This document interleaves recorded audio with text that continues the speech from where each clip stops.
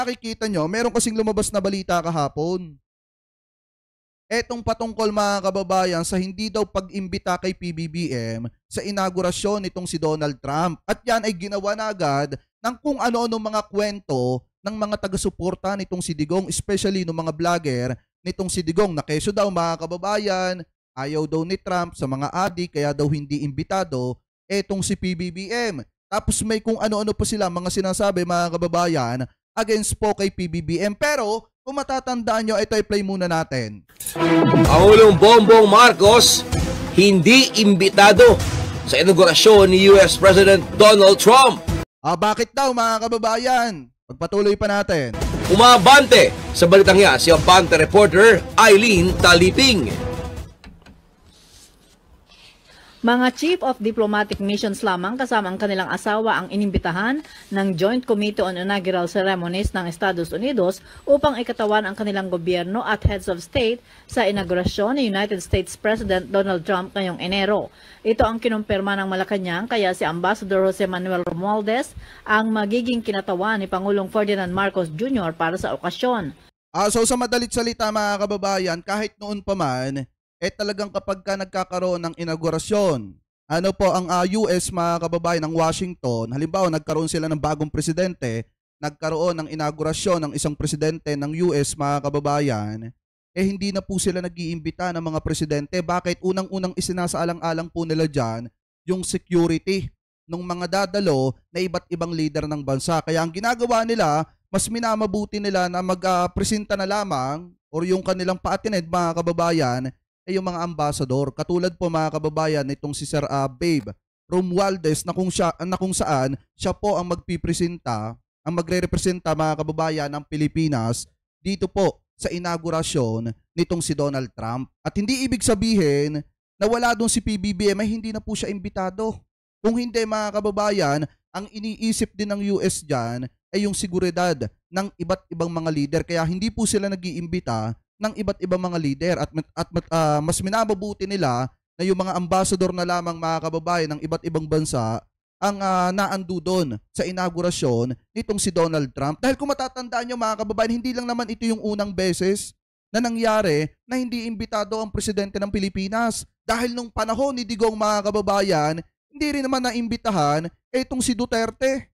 Ito, tingnan nyo, sabi nga dito, Duterte, Rodrigo Duterte, hindi din imbitado sa inaugurasyon ni President Donald Trump noong 2016 ata yun mga kababayan or 2017. So ngayon kung babasahin nyo yung sinabi dito ni Martin Andanar nung panahon ng Duterte administration, eto daw. It is not customary for heads of state to attend the US inauguration because it is a domestic event. Ayan, customarily, the head of mission or the ambassador is the representative of our country because this is totally a domestic event. Americans will be there to celebrate the inauguration. Ayan o, kahit nung panahon ni Duterte mga kababayan, hindi rin imbitado etong si Digong. Ito nga yung mahirap mga kababayan Ito yung mahirap mga kababayan sa totoo lang. Doon sa mga vlogger ni Digong. Magaling silang bumato ng kung ano-ano, ano po na ikakasama ng imahe ng presidente. Magaling silang bumato ng kung ano-ano laban kay PBBM pero hindi muna sila nagre-research. Eto, tingnan nyo, kahit nung panahon pa ni Duterte, hindi rin naman imbitado si Duterte. At mismong nanggaling pa nga dito kay Martin Andanar mga kababayan, former PCO secretary nung panahon ng Duterte administration, na talagang ang present lang tuwing magkakaroon ng inaugurasyon sa ibang bansa sa US, especially mga kababayan sa Washington, yung ambassador lamang ng Pilipinas mga kababayan at nung iba't ibang mga bansa. Kasi nga unang-unang isinasaalang-alang po nila dyan yung security nung iba't ibang mga leader kung papa-attend nila ito sa inaugurasyon nitong si Donald Trump. At ang isa pa dyan mga kababayan, ito po yung sinabi mismo ng Philippine Ambassador sa US na si Sir Babe Romualdez. Sabi niya dito, since 1800s, no head of states has been invited to the US presidential inauguration. Only ambassadors, representative in Washington, DC are invited. Ayan Kahit nung 1800s pa lamang mga kababayan, talagang yung mga ambassador lang yung iniimbitahan, hindi po yung presidente. Eh no, para maliwanag lang. Kasi ang pinapalabas nila, kaya daw hindi imbitado etong si PBBM kasi hindi naman daw okay yung relasyon ni PBBM kay Donald Trump. Hindi din naman din okay mga kababayan etong si PBBM kay Donald Trump dahil ayaw nga daw ni Donald Trump mga kababayan ng gumagamit ng ipinagbabawal na bato. Pinalabas pa nila na adik etong si PBBM. Ano pa, pagpatuloy pa natin. Sinabi ni Presidential Communications Office Acting Secretary Cesar Chavez na komite ang nagdesisyon para sa okasyon, kaya ito ang susundin ng... Tama din ito. Sabi dito, syempre big day yan kay Trump, hindi ng ibang presidente. Tama po. Diba mga kababayan, araw ni Trump yun eh. Natural, ang pupuntahin niya lamang doon mga kababayan, eh yung mga ambassador ng iba't ibang mga bansa at hindi yung mga leaders.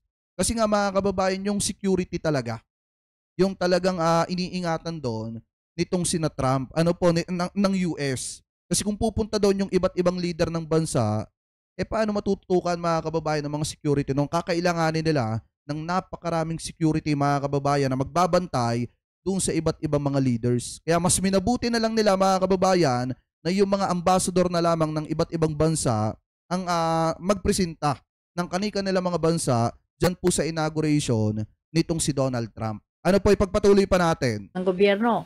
Wala ring kumpirmasyon ani Chavez na bibisita si Pangulong Ferdinand Marcos Jr. sa Estados Unidos sa mga unang buwan ng 2025 para makipagkita kay President Trump. Taliwas ito sa naging pahayag ng presidente noong katatapos ng US elections na makikipagkita ito kay Trump.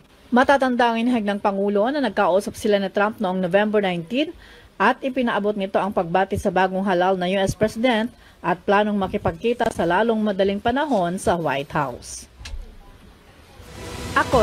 Ayan mga kababayan maliwanag naman na magpipresenta ng Pilipinas ay walang iba kung hindi yung Philippine Ambassador natin dyan po sa US na si Sir Babe Romualdez. Ano po, at yung pinapakalat ng mga DDSet mga kababayan na hindi daw okay yung ugnayan nitong si Donald Trump kay PBBM, wala pong katotohanan yan. Alam nyo mga kababayan ito yung totoo. Ito yung totoo. Pagka yung isang tumatakbong senador ngayon, ito tandaan nyo ito yung totoo. Kapag yung isang tumatakbong senador ngayon, natalo, dalawa yung babagsakan niya. Magtanim ng kamote or makulong sa ibang bansa. Hulaan nyo na lang kung sino yon. Ano po yung senador na yon? Yan yung possible na mangyari na totoo talaga mga kababayan. Yung senador pag natalo magtatanim ng kamote or makukulong sa ibang bansa.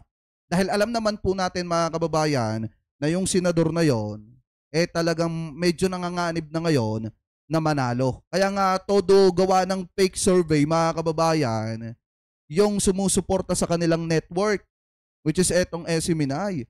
Todo gawa ng fake survey mga kababayan, nagpapasurvey pero yung mga representative, yung mga kinakausap nila sa survey ay mga DD shit din.